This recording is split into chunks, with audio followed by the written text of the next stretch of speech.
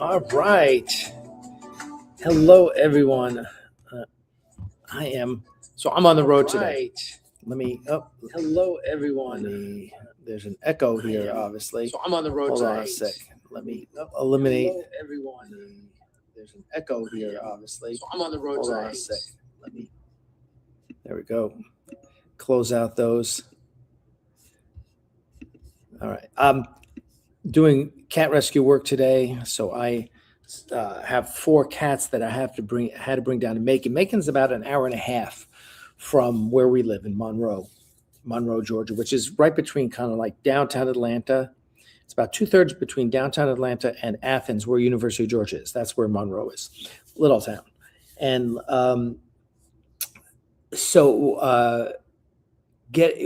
obviously getting your cats and dogs spayed or neutered is absolutely critical. 2 reasons. One, you don't want more cats in this world. There are so many hundreds of millions of cats in the world without homes.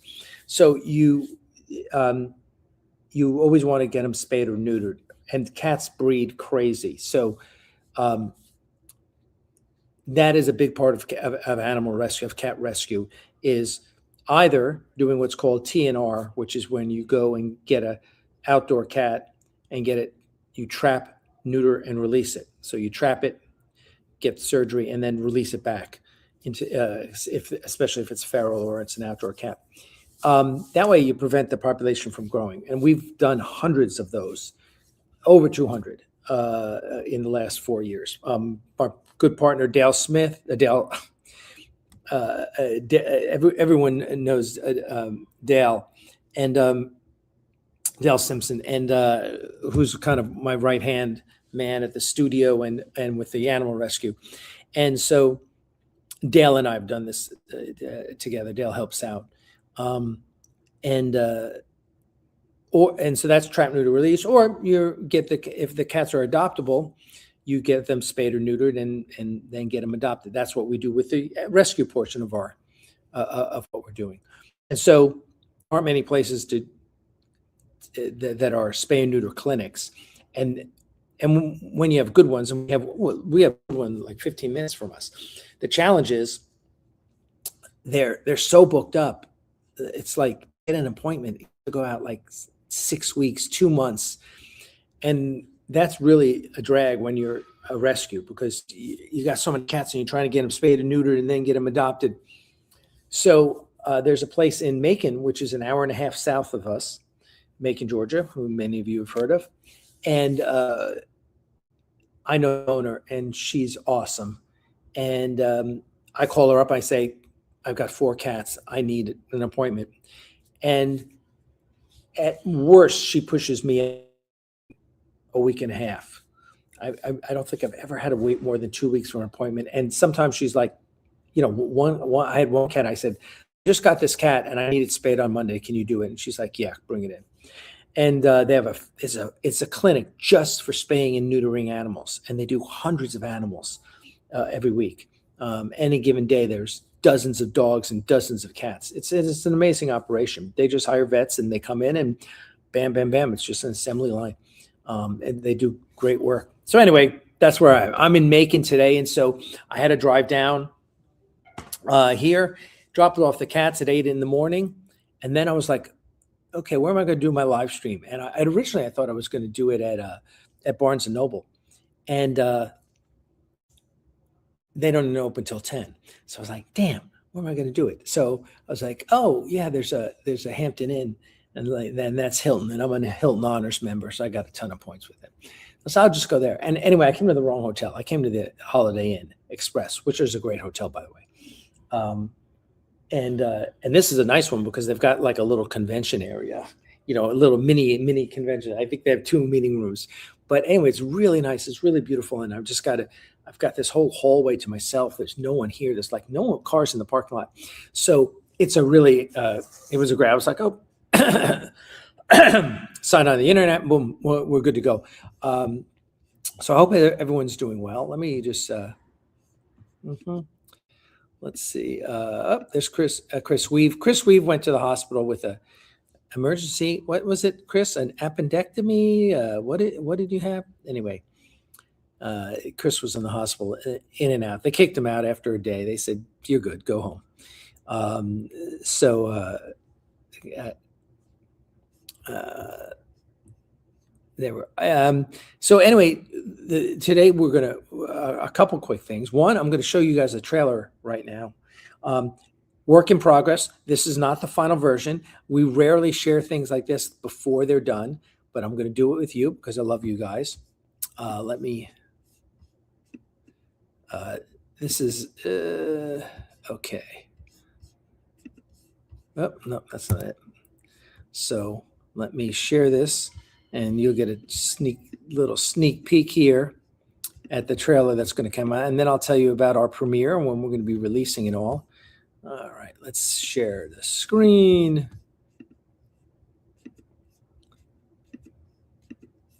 Okay. I'm just going to make that go full screen. And here we go. This is a galaxy-wide transmission of the United Federation of Planets. 3 Klingon D7s penetrate deep inside Federation space, and the USS Artemis is destroyed with all hands. The attack sent a shiver through Starfleet. It was bold and brazen. In war, execution is everything. Starfleet was in crisis mode. The new D7s were formidable. The Axanar battle plan was risky. We all knew it. We didn't have any choice. We had 97 ships, which we figured was more than the Klingons could bring to bear. It looked like Garth's plan was right in the money. The lives of billions of Federation citizens rested on the success of the Axanar battle plan.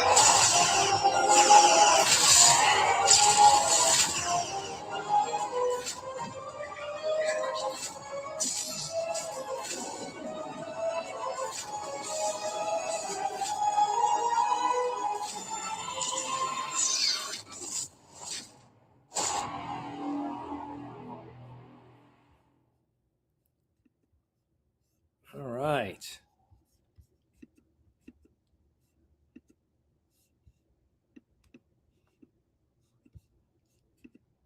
There you go.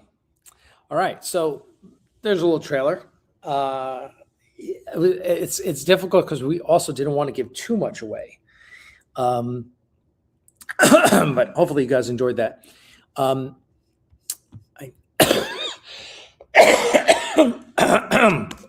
Excuse me. Let me have some coffee. Oh, it's cold. Went to Chick-fil-A for breakfast this morning. So there you go. Now we're here because of the Ares class blueprints, I'm sorry, the Geronimo class blueprints, which we have our. Let me get that project scooped up for you. We have those are. That crowdfunding campaign is starting, and so let me get a. Now that crowdfunding campaign.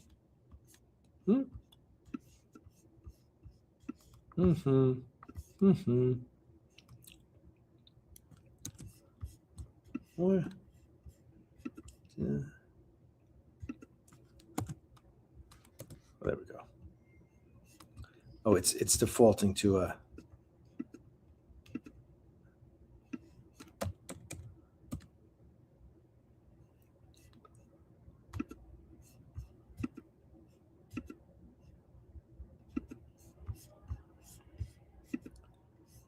All right, let me set that up for you. So make sure. We've done projects on Kickstarter or Indiegogo before. This time we're doing them on BackerKit.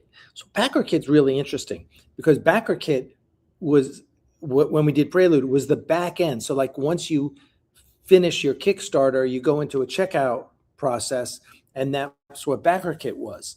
And this was before we were using ShipStation for the shipping or anything. I mean, right? We're talking 12 years ago. Well, BackerKit has really evolved And now they basically integrated the functionality of Kickstarter. So they are a crowdfunding platform themselves now. And they've also integrated a lot of the tools that LaunchBoom has. LaunchBoom is the big pre-launch. They're kind of like a consultancy, but they have all technology, launch kit, and everything. You can email people. So this campaign really, thank you, Brian Simpson. Hail, Brian Simpson, who is sent us a $2 super chat. Thank you, sir. So anyway, BackerKit does it all. So we're just like, let's do this. Let's do it on BackerKit. Let's check out their technology, because Lee Quessenberry, who is our tech guru, is, and I'm going to send him a message right here.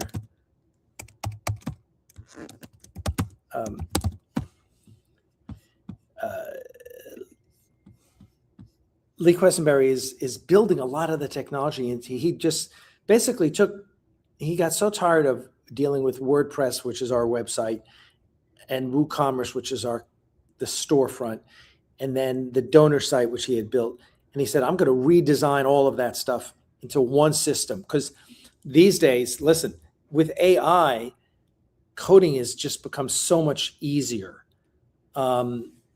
Now, Lee will bitch and moan and tell you how that's not really true, but he uses it. And so everyone's using Claude Code typically to code. And so he's like integrating all of this stuff to make it really big. And I'm like, okay, well, I'd like to use it really quick.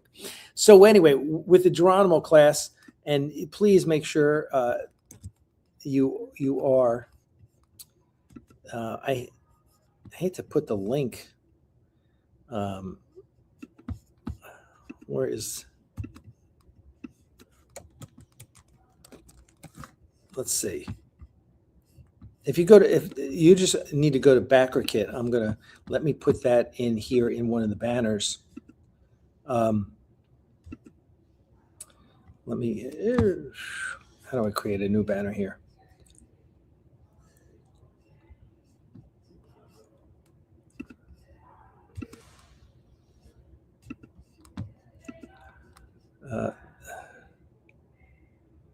Okay.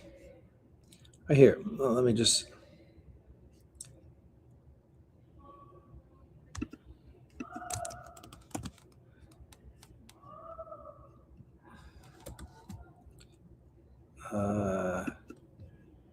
There. Now you can just go to backerkit.com and just search Axonar and you'll find it. But it's 10 o'clock and boom, it is launched. And let me.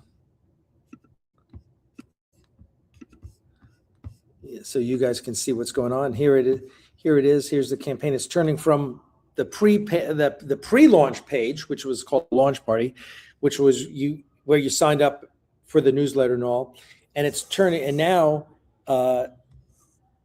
boom, there you go. So who's going to be first? And there it is. There is the campaign. Listen, hopefully you guys have seen it.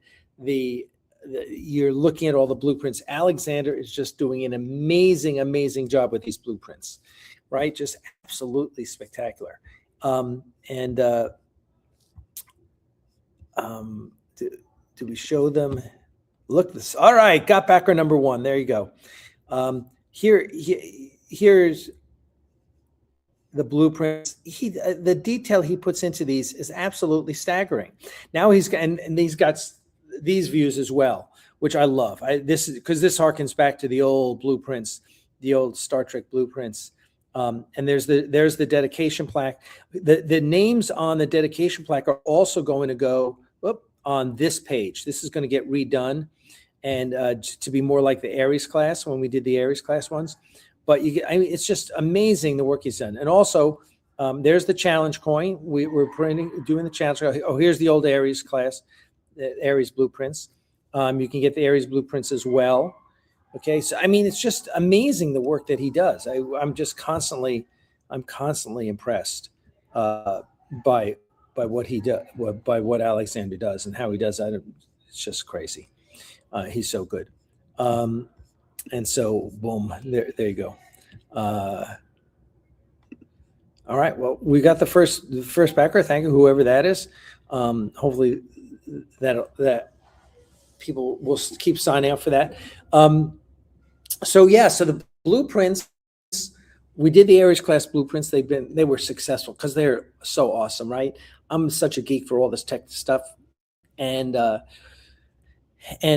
please share this. Listen, please share it on your Facebook page or Instagram or wherever you do your social media. But the more people that see the Geronimo class blueprints, the better. We're real excited about it. So what'll happen is once this campaign's over, and I think I said it for 2 weeks or a little over 2 weeks. Once it's over, then we've got July 4th. We're doing a big. It's the July 4th holiday. Obviously, we do a fireworks stand as a fundraiser for the animal rescue. But as soon as that's over, I'll be working and getting all these printed.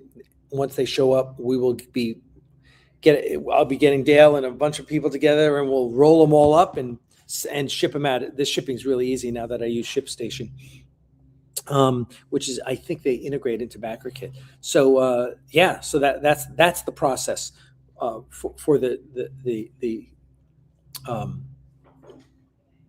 blueprints. And we've talked about doing a book, doing a huge ass 11 by 17, the art of Axonar book with all the blueprints, with all the posters, right? Because we have, and those are all available. When you check out in this, once the campaign ended, you'll be asked to check out. And once you check out, you get to add on, and you get to add on all the Aries. You can add the Aries blueprints. You can add the patches. You can add the challenge coin. All that stuff you'll be able to add on. And when that stuff comes in, we ship it out. The amazing thing is shipping has become so much easier than it used to be. I mean, it used to be just a pain in the ass when we were doing auctions back in, like the Battlestar Galactic auction, all of, oh my God. Now it's so easy that I by myself can ship out 50 items a day easy. Matter of fact, I've got a bunch of challenge coins I got to get out. And I don't know, I think I probably got 50 orders for the challenge coin, since we're giving away the Aries challenge coin for free. And I can do that easily. In, I don't know, I can probably do 15 to 20 an hour, because depending how complicated the fold, with the challenge coin, I got to put the challenge coin in a holder, and I got to put that together, then slide it in with your invoice and everything. But yeah, it's so easy. So shipping's a lot easier than it used to be. The patches are great. We've got 3 patches. We're going to have a 4th. They never gave me the Coat Chiefs patch, right? We got Crazy Horse, and I think we got Crazy Horse and Geronimo. What are the patches? I should actually look at that, shouldn't I? What we had 3 patches, right? I'm just showing the Geronimo patch here. But we've got the Tecumseh, the Geronimo, and I think the Crazy Horse. And the patch company screwed me back in the day, and they didn't give me the 3rd one. They still owe me that one. But we're going to get that one, as well as some other patches made. So there you go. I know this is driving the haters crazy right now. Like, Alex, screw, blah, blah, blah. Oh, shut the fuck up, you losers. They're such idiots. And but yeah, I'm sorry. Yes, and the answer, is we do copyright everything, and because it's ours. It doesn't say Star Trek on it, and if CBS doesn't like it, well, they can take me to arbitration again and waste their time again. So we'll see. ASD Fate 1 just got the live stream email. So do I have the patches? Let me see if I have the look all right, we got 6 backers already. Good. Let me see if I have the patch image. Let me pull up the patch. Of course I have it. Let me pull it up and show you the patch images. but patches is its own thing. Okay. Yeah. So, right. It's the Cochise. This is the one. I'll pull up a couple photos here. All right. So let me stop that for a sec and let me add. Okay, so here are the patches. If you're looking for what the patches look like, right? Oh. Mm-hmm. Why is that not sharing? Please share.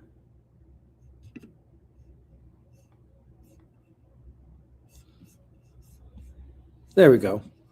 So there are the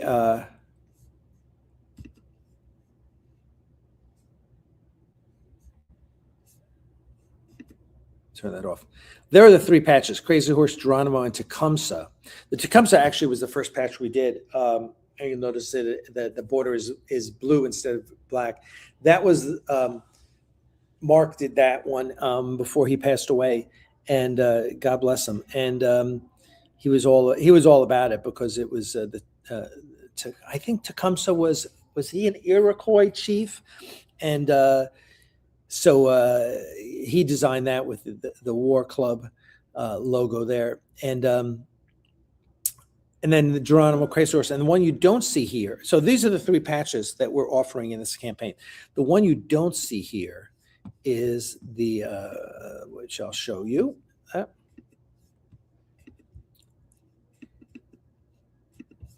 Is the Cochise, which is the one they screwed us on, and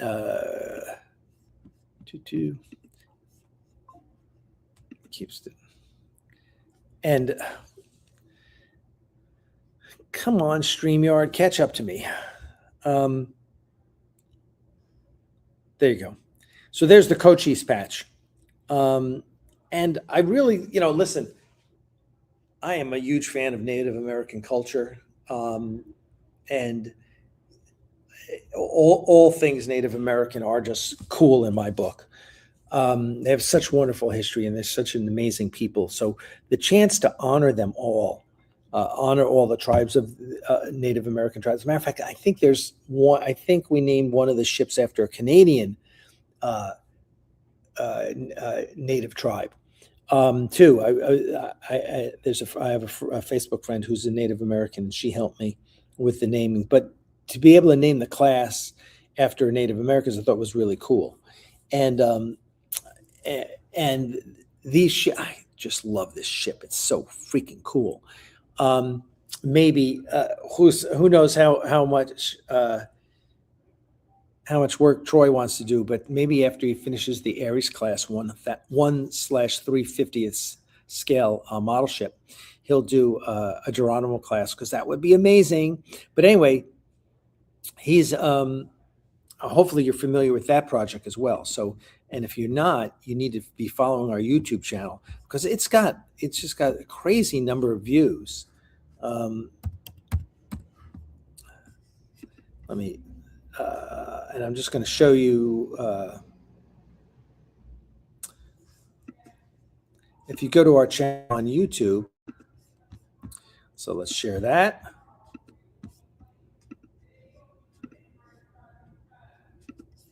Okay, so here's our YouTube channel, as you all hopefully know. If you scroll down here to updates, you'll see here the 1/350th USS Ares model. That update from Troy Downing generated the knuckleheads over at CBS.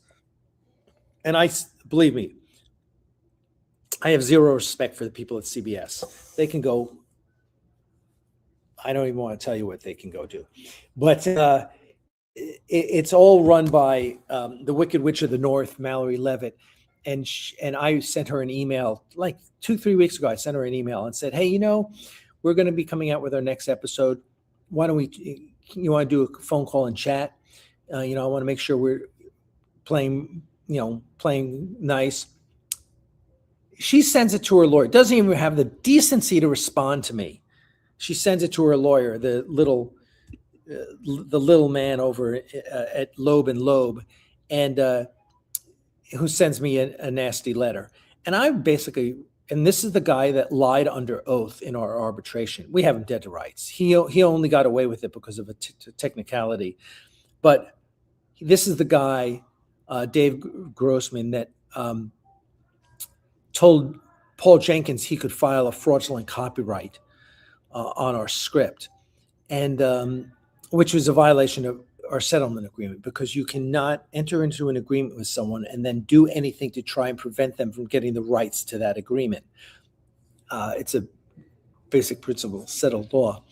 And it's the duty of fair dealing, I believe it's called. And anyway, we had him dead to rights, and he lied under oath. And so when he sent me this letter, I wrote him back and said, dude, I have no respect for you. You are a scumbag. You lied under oath. You are a lawyer who lied under oath just because you wanted to win. And what a fucking scumbag that guy is. So I'll have nothing to do with CBS, and they can do all they want, file all the arbitrations they want. I'm waiting for Paramount to step forward because, listen, those people at CBS have no clue what is right for CBS, and they don't for Star Trek, and they don't care. If they had half a brain, they never would have sued us back in 2015. Because anyone can tell you that suing me was a bad move. That the negative publicity they got over the past 12 years now. I mean, look at the comments on Prelude to Axanar. People hate CBS and Paramount for suing us. They want to see Axanar. And so we're hoping the new regime at Paramount, the Skydance team that came in, we're told that they are positively disposed to fan fiction. And hopefully they're taking a cue from Star Wars and Lucasfilm and the beautiful way that they treat their fans. I mean, it's a night and day. Here's Lucasfilm, Disney, Lucasfilm, treating their fans like gold. Here's Paramount and CBS treating their Star Trek fans like shit. It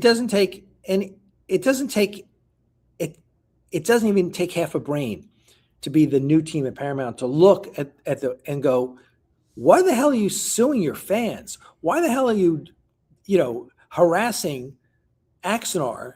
Why don't we embrace them? They're doing nothing but helping Star Trek.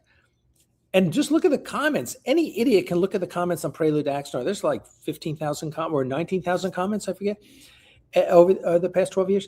And the number one comment, the recurring comment you see over and over and over is, why did Paramount not just buy these guys? Or why didn't they have them work for them? Why did they sue them? That makes no sense.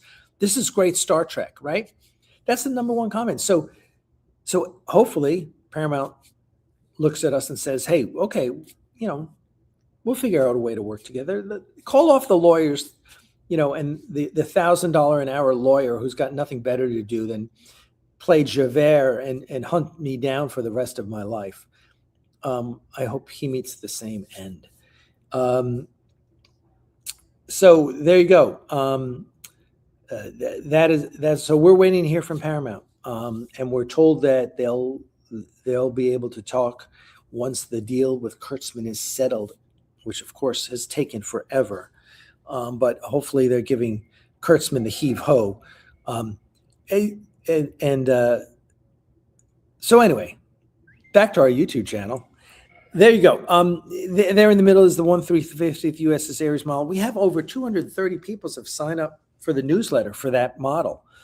So Paramount sent Troy down in a cease and desist letter saying, you can't sell this model, you can't blah, blah, blah, it violates copyright. To which he and I wrote responses. He obviously responded to them and goes, I'm sorry, what do you own copyrights to? And I wrote them and said, first of all, you don't own the copyrights to anything USS Ares.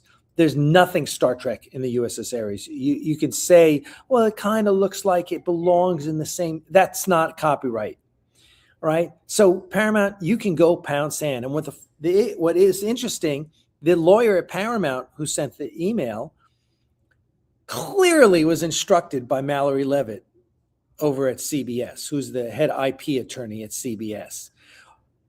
This is so clearly she was involved in the brilliant moves with Stephen Colbert. She sent it over to some junior. She's a junior lawyer. She's been at Paramount less than 2 years. So Mallory, who's been at CBS for 20 years, tells the Paramount lawyer, hey, send a cease and desist, because it was this 2-page cease and desist, and it had no basis in reality. It was like, as I said, it was just like the Trump administration Department of Justice that comes up with these absolutely asinine lawsuits and these absolute, that make, and they tell some junior lawyer, hey, do this. And the junior lawyer's like, that doesn't even make sense. That's not the law. Do it anyway, or you're fired. That's what happened here. Mallory Levitt, just was like, oh, here, Christine, go write a cease and desist here. Yes, we have absolutely no rights to send it, but send it anyway and look impressive. And so sends a cease and desist, and he writes back. I saw his response, and his response was, I'm sorry, what? One, I'm not selling anything. Two, that's not my YouTube channel that video's on. And three, you don't own copyrights to any of this. And I wrote them an email, and I said, first of all, why are you wasting your time with us? We're not the enemy. We're Star Trek fans. Two, none of this is copyrighted by you. So you have absolutely no right to send a cease and desist. And third, you are obligated under the confidential settlement agreement that we signed with you, that you signed in 2017. You are obligated to, one, send me a notice of breach, and two, file an arbitration if you don't like what I say. That's it. You're not allowed to do anything else. You are not allowed to send a cease and desist. You are not allowed to file a claim with YouTube. You can't do any of that stuff. The settlement agreement is very specific. So anyway, CBS can go pound sand. Paramount, gosh, we hope, I bet and I told Christine who's the name of the lawyer, in my response to her, I said, you need to speak to the people up top who I know about Axanar, because you're getting information from Mallory Levitt, and she doesn't care about what Paramount wants. She only cares about what she wants at CBS. So we're waiting to hear back from Paramount, and hopefully everything will work out there. Let me see some of your comments. Listen, we just want, it's like Tony Stark with Captain America in Endgame. I just want peace, man. All right. So some comments here. Boom. Yeah, I agree. All things sci-fi. That is absolutely true. Let's stop the screen share.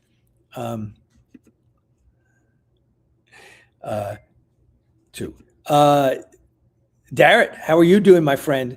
It's good to see you. Yeah, CBS just, boy, they keep shooting themselves in the foot, don't they? First, Stephen Colbert with the James Talrico interview. And that's where, listen, hopefully you know what the Streisand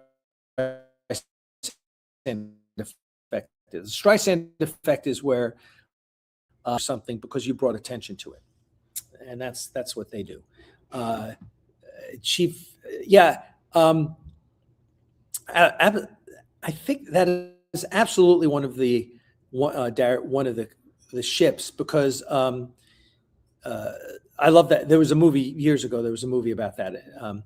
I Shall Fight No More Forever. About Chief Joseph. Okay. Here. Tecumseh was Shawnee. Thank you. Well, listen. Yeah, and let me tell you. Back when I was living in LA, I had a few friends who were big shots in Hollywood, and we'd go to parties and everything with them. And I meet people. I never met anyone in Hollywood. No one. I never met a director, and I met directors of Star Trek. I never met a producer. I never met an actor. I never met anyone in Hollywood who ever thought what CBS did in suing us was a good idea. Every single person was like, what the hell are they thinking? Why would they sue you? Axonar is brilliant. Why aren't they working? Why aren't they figuring a way to work together? Every single person in Hollywood that I ever met said that. I had never met one person that said, well, Alec, no, no one ever said that. Everyone thought that CBS were idiots. Everyone. So hopefully the Skydance team looks and goes, what the fuck are you guys thinking? You people are idiots. All right, let's see. Trying to pledge, but confirmation email is latent. Okay, I can't help you there. Whoa, oh, all right, look. Let me pop that screen back up.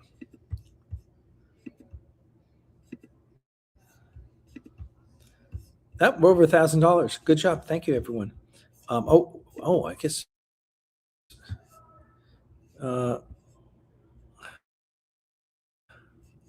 I hate I wish the pledge levels were on the main page. I hear all the pledge levels. We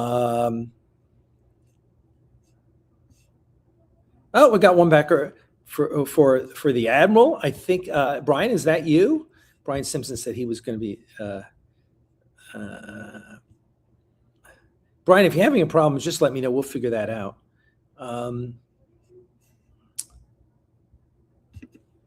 Yeah, the patches are great. We do great jobs with patches. We love doing the patches because I love that stuff. Yeah, but basically, we make the stuff that I love, right? Anyway, here are the pledge levels. You'll see there's you can at the very least get the challenge coin. I'm so excited for this. We're going to be back in this challenge coin business here soon. Blueprint set. Blueprint plus the patch. Look, 4 people got both sets, which is great. Great, and then you can get the patches too. So all good there. Thank you everyone who donates. We love you dearly. And I love the way it automatically updates. How cool is that? Let me see.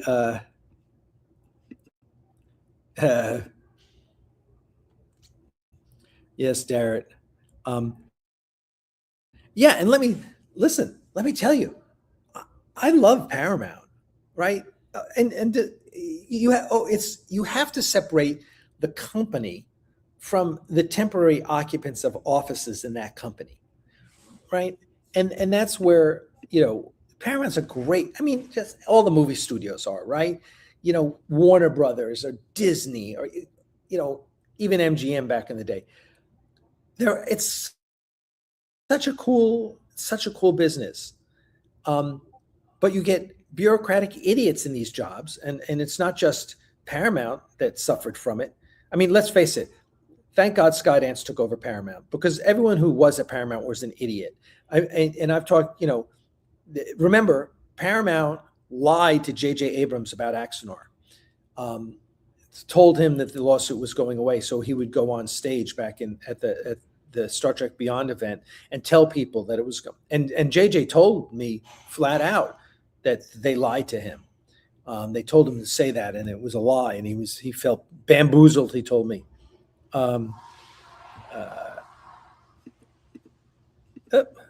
Yes, I agree. Ares Class is canon in my head. Thank you, All Things Sci-Fi. We greatly appreciate it.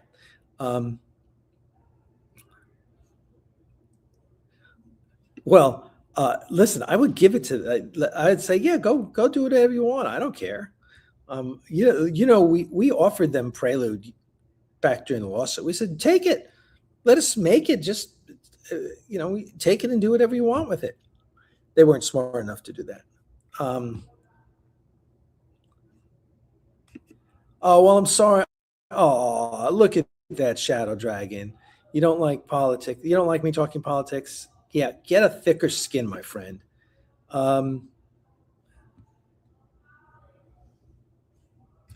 Yeah, I just resurfaced those recently. Yep, and now is the time that we're going to do something with that. So yeah, that is all in the works, my friend. So yeah, Thank you, sir. We appreciate that. I'm assuming you're a sir. I could be wrong. Um,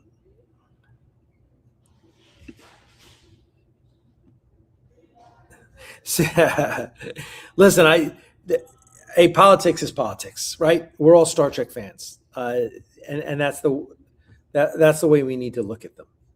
We're all Star Trek fans. Look, I know I disagree greatly with Brian Simpson here on politics. Doesn't matter. Dale Simpson's and I disagree on politics all the time. Doesn't matter. We're still friends. Isn't that the truth? Brian, you don't have to keep giving me a $2. Stop. Thank you. I appreciate that.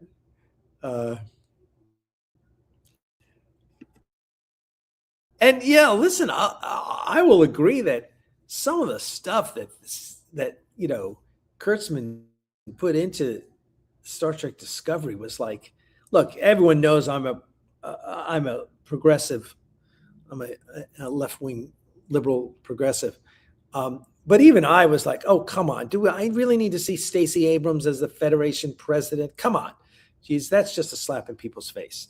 I mean, the beauty of Star Trek was it was always preachy without being preachy, and so I don't think having gay characters is being woke. Of course, there are gay characters. That doesn't bother me a bit. But it's when they were a little more, like in Academy, like the Klingon. Really, do we have to make the Klingon gay and wear a skirt and stuff? Come on. That's not what we want from Klingons, right? It's like, come on, a little too much, a little too much. Agree.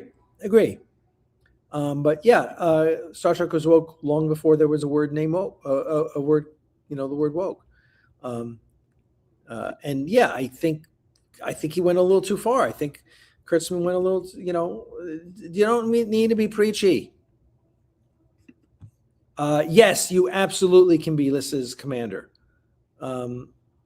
I say admiral, but we had people who requested a captain, requested a commander, like especially if you've been in the Navy and had those roles. Whatever you want, if you want to get on there, yeah, absolutely, not a problem.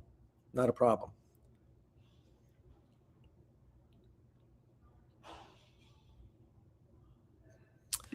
You will be able to get everything at the end, Darren, because then what will happen is once the campaign is closed, you check out. Okay, you'll get an email and you go to the checkout, and at the checkout you'll have all the add-ons. And I listed there's like a dozen add-ons. You can get the MSD drawings, you can get the Ares blueprints, you can get different patches, you can so you can add all those things on when you check out for the campaign here.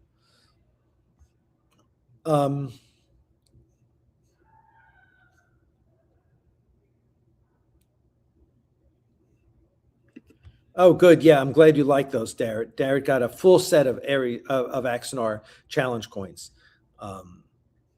There's Alexander. Alexander is on. Alexander, I don't know if you're free to come on the. Here, I'll send you a. In case you're free, I don't know what time it is there. Boom.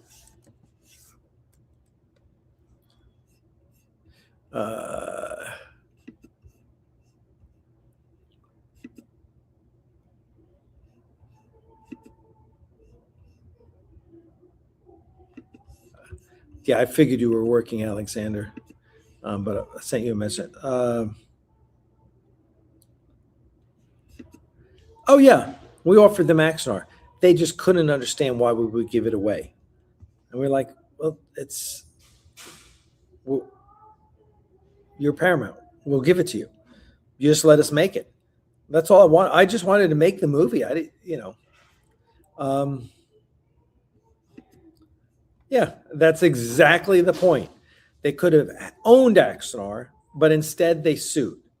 What idiots! What absolute idiots these people were.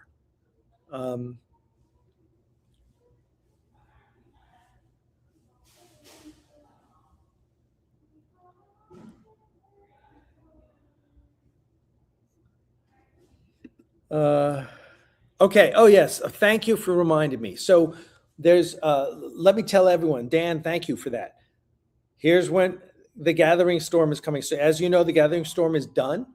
I've got a little video where I'm editing now, which will be out in the next couple days, and that video will tell you this. I'm going to tell you, you're the first to hear it.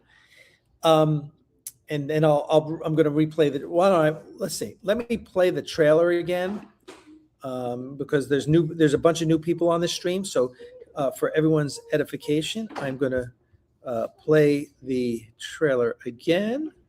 All right. Here we go. Let me share this. Oh. Here we go. This is a galaxy-wide transmission of the United Federation of Planets. 3 Klingon D7s penetrate deep inside Federation space, and the USS Artemis is destroyed with all hands. The attack sent a shiver through Starfleet. It was bold and brazen. In war, execution is everything. Starfleet was in crisis mode. The new D7s were formidable. The Axanar battle plan was risky. We all knew it. We didn't have any choice. We had 97 ships, which we figure is more than the Klingons could bring to bear. It looked like Garth's plan was right on the money. The lives of billions of Federation citizens rested on the success of the Axanar battle plan.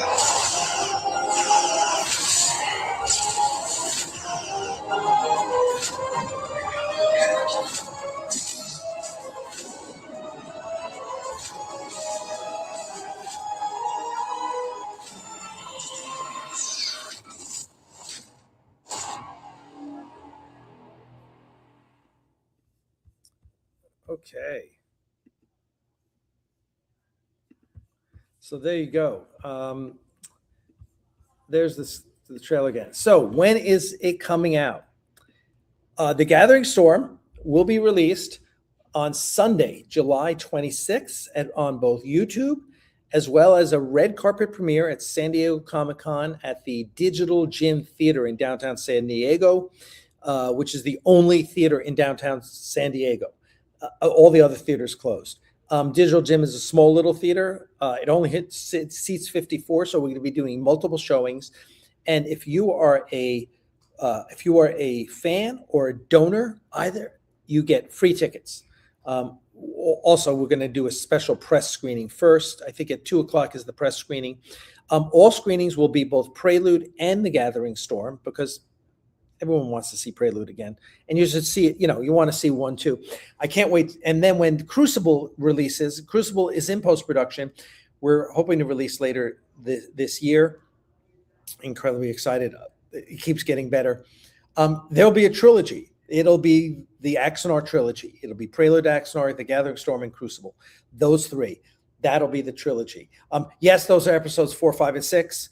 Hopefully, there are no episodes 1 and 2. And if you don't know that, there is a video on our channel. You need to watch that video. What video do you speak of? So here you'll see right there. You'll see that Axanar updates line there. That playlist there. That's the one you need to follow, because you'll notice there that we have in the past couple months, I put out the whatever happened to episode 1 and 2 video. I put out the 5 myths about Axanar video.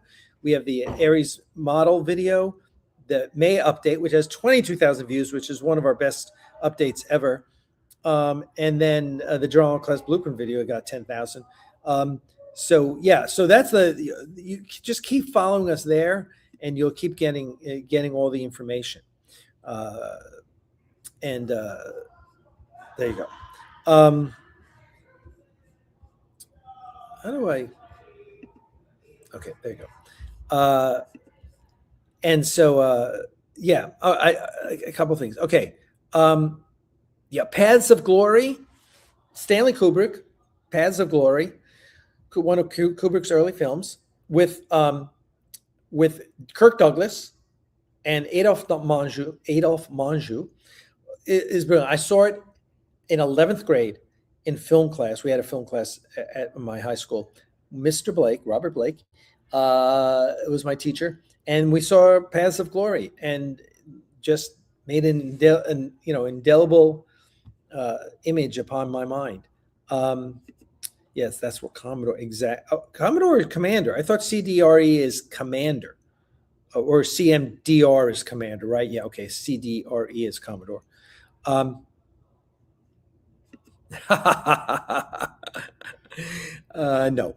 that's funny.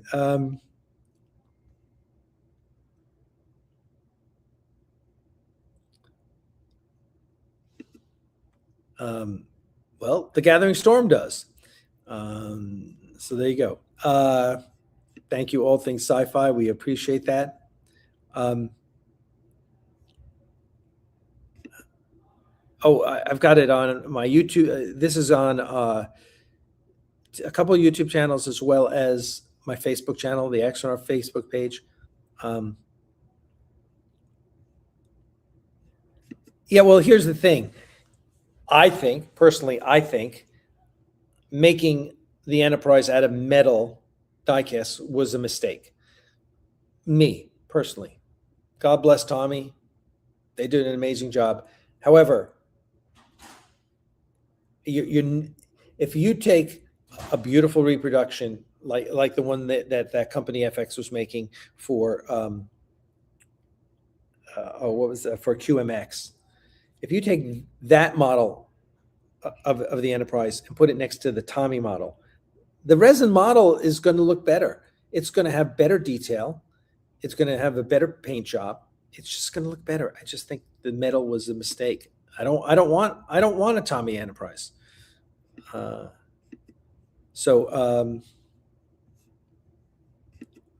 Yes, this will be a kit. Yeah, the Ares is a kit. So there you go, guys. That's kind of any questions you have, shoot. But that is kind of what's happening with Axonar. And so we greatly appreciate you all sticking around and supporting us. I have got to jump in the car, head back across the road here, go to the clinic. They gave me an early, usually I pick up my cats at like 3 o'clock in the afternoon. Today they were like, I got there early. They're like 11 o'clock. I was like, 11? Geez, I barely have time to get through this live stream. So there you go. Yeah, that's true. The QMX one was like $10,000, which is ridiculous. I don't need a model that bad. Then we'll spend $10,000 on it. Also, I'm getting that age. I just turned 65 last year. Now you can tell my hair's all gray. If I play Garth again, I got to dye my hair.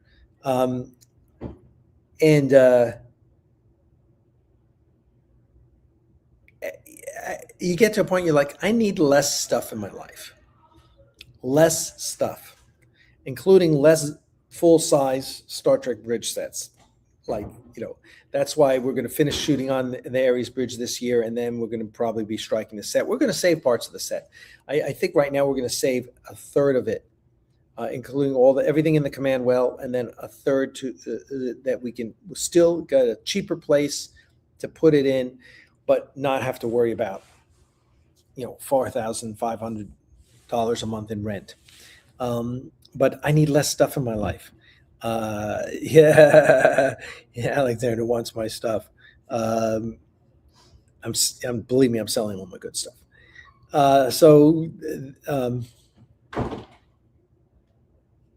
Yeah, that's exactly. That's exactly. I'm just like, really? Do I need? I'm just looking at collectibles that I've gotten in the last 2 years. I'm going, why did I get this? Or not even that. I know why I got it, but I'm like, yeah, not bringing me the joy. Not bringing me the joy. And if it's not bringing you the joy, you don't want it in your life.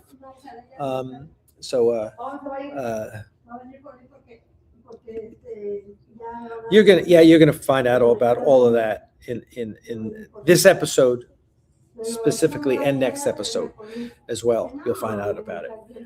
So there you go. That's all I got for you guys. I want to thanks for joining us on this live stream. Oh, we got to see where we and we appreciate it. And I guess I'll have to do a new I will do a new video about the Geronimo Class Blueprints.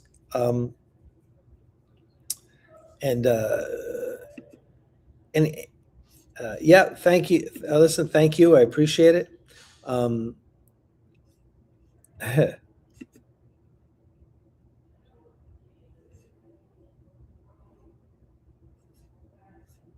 So someone said what would happen? I'm not quite. Someone said that, yeah, you get to a point where you have too much stuff in your life, right? Because I'd like to move back to California. I'd like to, and maybe that's not the first stop. Maybe California's the last stop. I'm 65 now, which means in 10 years I'm 75 now. I'm in great shape. I worked out 4 days a week. Lost 27 pounds over the past year, a little over a year. I plan. My blood work is amazing. My blood pressure is that of a high schooler. I plan to live to be 100. My dad lived to be 89, and he smoked all his life and drank all his life, and so it's like, okay, you want to be fit and healthy and everything and live a long life, but 35 years, I don't want to be dragging all this shit around the country for the next 35 years. Right now, I'm all about my Warhammer figures, so that's kind of where it is. But all right, I'm going to sign off because I need to go get these cats. The top pledge tier only includes the blueprints and your name on the blueprints. I thought about putting another tier that was higher that had this and that, but all of that is you can get all of the stuff, Brian, once you check out. Once you check out, and you'll have the option to add everything on. So whatever you see there is all available to you when you check out. So if you're like, oh, I really wanted the challenge coin and I forgot to pledge, don't worry. You can add that. Everything that's there is an add-on at checkout. And there's other stuff that are add-ons at checkout as well. All the patches, the MSD drawing set, the cutaway posters, the Klingon set. It's all there. So you'll have plenty of time, Brian. And so, yeah, so there you go. Okay, I've got to go. I want to thank you all. This has been a great time. We really appreciate you being here. And if you have any questions, Alec at axonauta.com, feel free to reach out to me. And in the meantime, my friends, as always, live long and prosper. All right. Oh, I should send you out on another trailer, shouldn't I? All right. Let's see. Do I have anything on my? Oh, I don't. I'm not. I'm on my laptop, so I'd have to dig for it. So go to our channel and watch it. All right, guys. You take care.